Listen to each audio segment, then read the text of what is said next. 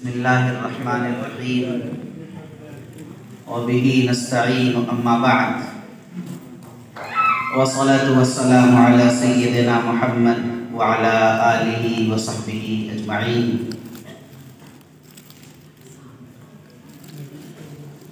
معزز حاضرین، اسٹیج پر رونق افروز نہایت ہی معزز اور موقر علماء کرام، عزیز طلبہ، آج الحمدللہ عبداللہ ابن ام مکتوم کے اس اہم ادارے میں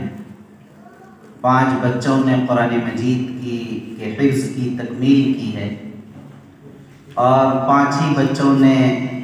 ناظرہ قرآن مجید کی تکمیل کی ہے۔ بڑی خوشی اور مسرت کی بات ہے، ادارے کا جو سال بھر کا نتیجہ ہے وہ سامنے آ رہا ہے، جو ثمرہ اور پھل ہے اسے آج ہم لوگ دیکھ رہے ہیں۔ کہنے کو بڑا آسان لفظ ہے کہ 5 بچوں نے حفظ قرآن مکمل کیا اور 5 بچوں نے ناظرہ قرآن مکمل کیا ہے، مگر اس کے پیچھے کتنی محنتیں ہیں، کیسی قربانیاں ہیں، کیسی جانفشانیاں ہیں، اور کس انداز سے ذمہ داران نے انتظامات کیے ہیں، اور کس طرح اساتذہ نے فجر سے پہلے اٹھ کر مغرب بعد عشاء بعد پورے دن لگ کر ان بچوں کے پیچھے قرآن مجید ان کے سینے میں محفوظ کیا ہے، یہ وہی جان سکتا ہے، اور اس کی قدر، اس کی عظمت، اس کی وقعت اور قیمت کو وہی سمجھ سکتا ہے جو اس کام میں لگا ہوا۔ یقین مانیے 30 پارے قرآن کو اپنے سینے میں محفوظ کر لینا یہ کوئی آسان معاملہ نہیں ہے۔ یہ اپنی جگہ صحیح ہے کہ قرآن مجید کا حفظ اور قرآن مجید کا اپنے سینوں میں محفوظ کر لینا یہ قرآن مجید کا معجزہ ہے، لیکن اس سے بھی کوئی انکار نہیں کر سکتا کہ اس کے لیے کسب چاہیے، محنت چاہیے، اور تسلسل کے ساتھ اپنے آپ کو اس میں لگانے کی ضرورت ہے، اس کے بعد جا کر یہ چیزیں وجود میں آتی ہیں۔ میں کہا کرتا ہوں کہ حفظ قرآن مجید جہاں کسبی ہے یہی وہ وہابی بھی۔ بہت سارے اکابر، بہت سارے اسلاف، بڑے بڑے اہل اللہ، بڑے بڑے علماء ہوں، مگر قرآن مجید کا حفظ ان کی قسمت میں نہیں تھا، وہ قرآن مجید کے حافظ نہیں بن سکے۔ خود یہی قریب میں دارالعلوم دیوبند کے شیخ الحدیث علامہ انور شاہ صاحب کشمیری رحمۃ اللہ علیہ حفظ قرآن کی کئی بار کوشش کی، مگر وہ حافظ قرآن نہیں ہو سکے، جبکہ یہ وہ علامہ انور شاہ کشمیری جو حافظے کی ایک مثال ہے، یہ وہ علامہ انور شاہ کشمیری ہے جو پورا کتب خانہ کی سینکڑوں ہزار کتابیں ان کے سینے میں محفوظ ہیں۔ بخاری پڑھتے تو پاروں کے پارے پڑھتے چلے جاتے، فتح القدیر کا مطالعہ فرماتے تو اس انداز سے کہ پورے فتح القدیر کو حفظ ہی کر جاتے۔ اتنے بڑے حافظہ کا آدمی قرآن مجید ان کے سینوں میں محفوظ نہیں ہو سکا۔ میں ایک اور حیرت انگیز بات آپ کو بتاؤں،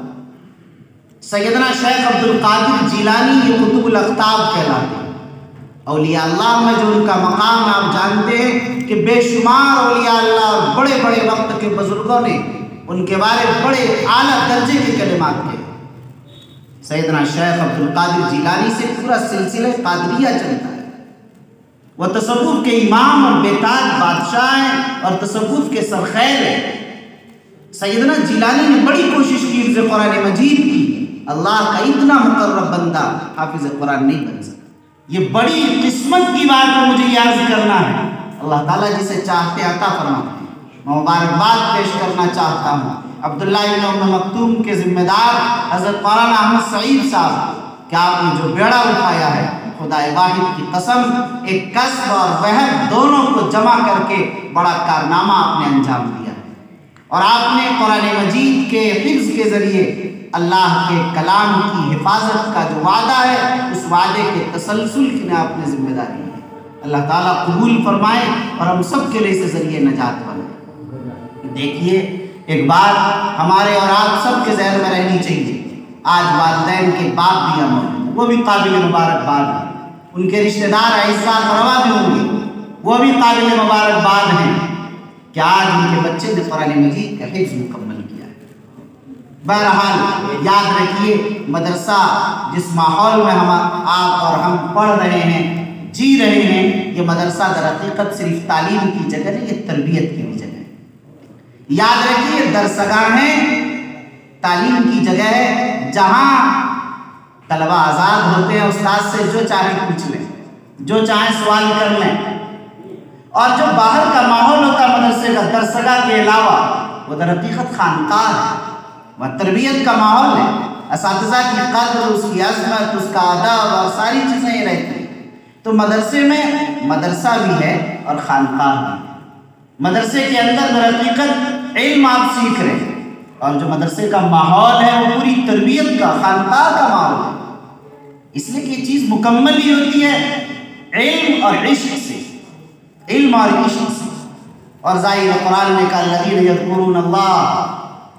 کہ جو لوگ اللہ کو یاد کرتے قیاما وقعودا وعلی جنوبہم ویتفکرون فی خلق السماوات والارض، فکر بھی ان کی ہے، اسی فکر کا نام علم ہے اور اس ذکر کا نام۔ تو یاد رکھیے کہ ہمارے دماغ کو علم چاہیے، مگر ہمارے قلب اور دل کو وہ عشق چاہیے، وہ ذکر چاہیے، ذکر ہی اس کی خوراک۔ آپ حضرات، خاص بات یہ ہے کہ ایسے ادارے میں پڑھ رہے ہیں کہ جس ادارے کے ذمہ دار اور جس ادارے کے اساتذہ الحمدللہ علم سے بھی وابستہ ہیں، ذکر سے بھی وابستہ ہیں، اور اس سے آگے بڑھ کر دعوت و تبلیغ سے بھی اپنا رشتہ اور ربط مضبوط اور مستحکم رکھتے ہیں۔ تو جب تینوں بنیادیں جمع ہو جائیں، علم بھی ہے اور وہیں پر عشق بھی ہے، ذکر بھی ہے، اور وہیں پر دعوت و تبلیغ کے فریضے کو بھی آپ ابھی سے لے کر چل لیں، تو صحیح مانیے کہ آپ ایک کامل اور مکمل طالب علم بن کر یہاں سے نکلیں گے انشاءاللہ۔